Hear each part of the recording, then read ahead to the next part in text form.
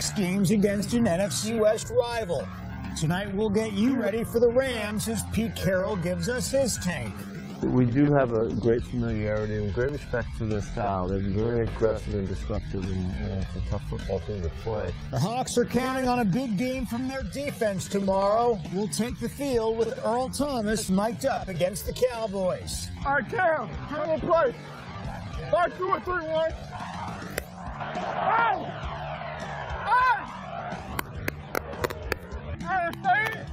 Let's keep fighting now. They're both tight ends, both young players stepping up to play key roles. And tonight, Luke Wilson and Cooper Helfet are trading places. But I do get a lot of free clothes out of it. So it's a pretty good game, you know? That's why I'm the man. I'm Cooper Helfet. I'm the man. We're having fun now, but it's going to get serious tomorrow. 12s, it's time to get ready. Seahawks Saturday night begins now.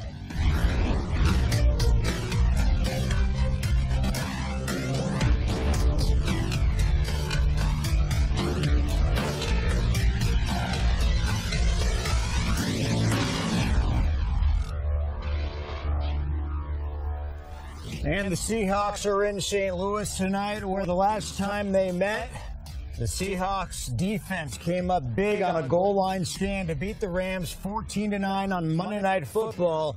The Seahawks hope it's a little bit easier this time around. This is Seahawks Saturday Night alongside Mack Strong. I'm Aaron Levine. We're going to get to the Rams game in a second, but first, the big news broke yesterday. Percy Harvin traded to the New York Jets. Mack, why make this deal now? Well, it's too bad, but because, you know, you're talking about a guy, Percy Harvin, with tremendous football skills. But look, the reason why the Seahawks won the Super Bowl last year is because they had tremendous chemistry on this team. And that's something that the John Schneider, Pete Carroll won't compromise for anything or anybody.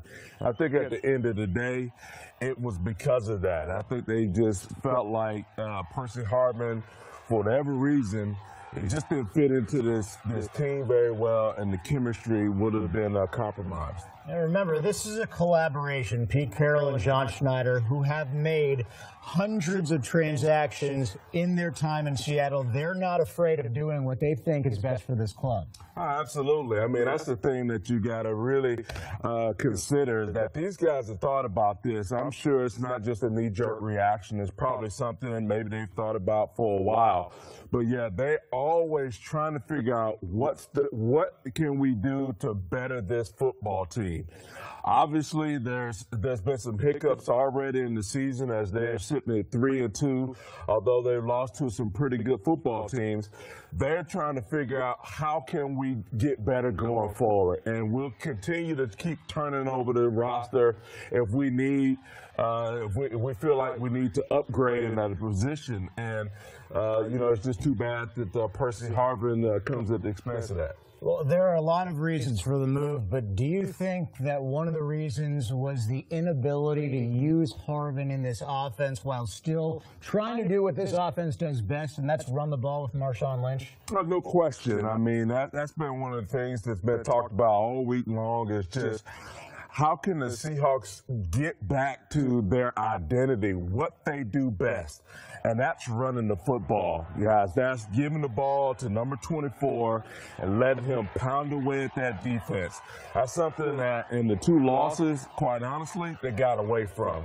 They got away from because I think they were trying to figure out ways how to get Harvin on the field and get him some touches and see what he could do.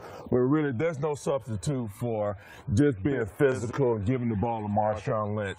They have their best recipe for winning is giving the ball to number 24. I have a feeling number 24 is going to have more than just 2 carries in the first half tomorrow in St. Louis.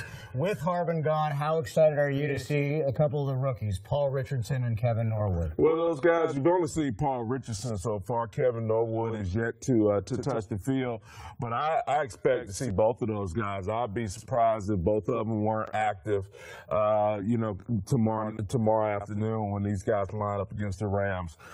We know that Paul Richardson, he only has one reception, but we know that he has that tremendous speed. He can get behind the defense. He can put pressure on them. Kevin Norwood, we hear, is just a great route runner and great possession receiver. So I'm excited to see what those guys can bring to the table. We're going to talk about the Rams in just a second, but last week we had safety Earl Thomas mic'd up. Let's eat, baby! 1, 2, 3. Eat. 1, 2, 3. Lock down. This is our passion. When you follow what you got to do, great things happen.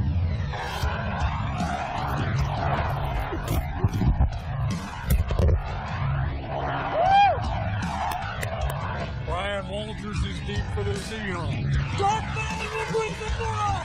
Kicking it out for the Seahawks. Mike Morgan, 5. Touchdown, Seahawks.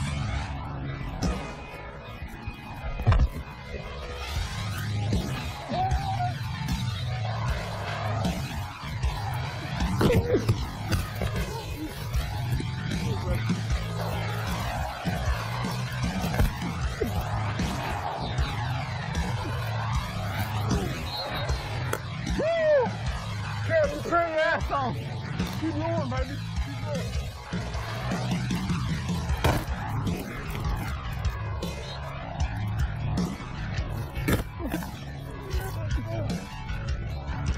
Four-man rush. Slides right. Dumps it downfield. Dances up. Dance. Can't bring it in because Byron Maxwell is there. However, he stays down on the goal line. Hey, you all right? Breathe, breathe. Breathe. All right, again, you're committed right now to smashing these dudes, all right? We appreciate it.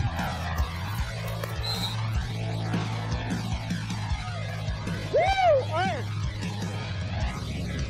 Good tackle, too late. Good tackle, baby. Hey! Stay in it. Let's stay in it. Hey, stay in it. Let's keep fighting, yo. Keep fighting.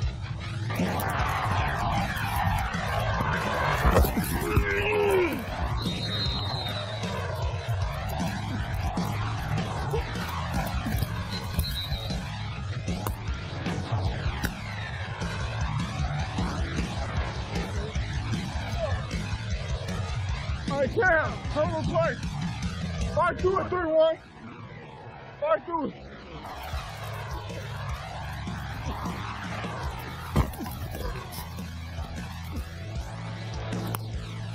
Let's wrap the game down, bro. Let's go, Aaron.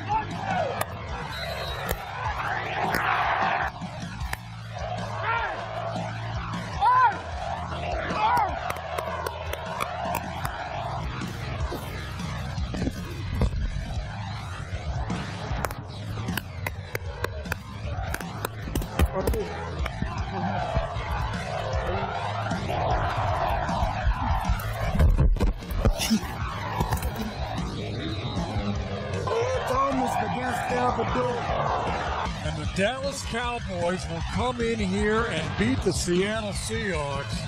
That hasn't happened very often with Russell Wilson at quarterback. And Earl Thomas had 6 tackles last week. Let's talk about tomorrow's game. St. Louis is winless at home this year. What concerns you the most about playing the Rams? Well, that they would use this game as motivation to turn their season around. They're really struggling in a lot of different areas on both sides of the ball and in special teams. I mean, they don't have much of a running game. They're not able to get after the quarterback the way that they did last year. So biggest thing is just keep those guys struggling. I mean, we need to come out and play well. Yeah, the Rams had 53 sacks all last year, just 1 sack so far this season. The defense has struggled on third downs. The Seahawks Do they need to start blitzing to get quarterback, getting some pressure on the opposing quarterback? I would think so. I mean, this is a defense that, last year I think did a tremendous job of being able to get after the quarterback. I mean, they were able to, with their front four, be able to put pressure and make it feel like the quarterback was throwing from a phone booth. They just quite honestly haven't been able to do that. We're just their down four. So I would think they're going to have to, from time to time, send some linebackers and safety just to get added pressure to the quarterback and hopefully try and get him down on the ground. Well, despite the Rams' 1-4 record, here's what the Seahawks had to say this week about their opponent. You still have to prepare. You still have to do the same thing. You still have to get your tendencies, get prepared, schematically get prepared for what they like to do, because this is the NFL, and every NFL team is good, and every NFL team can make plays and change ball games. So you prepare just the same. We're going to have to do a great job of protecting and getting the ball out on time and finding guys downfield and just being tough. We got to make plays, and we got to battle the whole game. It's going to be a battle for the whole entire game through 4 quarters. It might be a good time to unload the Seahawks blitz tomorrow. Quarterback Austin Davis was under duress on 20 of 45 drop-back plays against the 49ers on Monday Night Football and was sacked 5 times. We could see more of running back Trey Mason. The rookie only played 9 snaps against San Francisco, but carried the ball 5 times for 40 yards. And what has happened to defensive end Robert Quinn? Last season, he was unstoppable with 19 sacks. This year, he has none. Coming up, the Rams have only produced 1 sack this season, but Coach Pete Carroll says don't be fooled by that stat. They are a really good pressure team, and they come after you like crazy. They don't hold back. And later, they play the same positions on the field, but tight ends Luke Wilson and Cooper Helfett flip roles in our Trading Places segment. When I first got up here, he just had such sweet clothes. I started wearing some of them, I got some jeans like him. I got some of the shoes like him.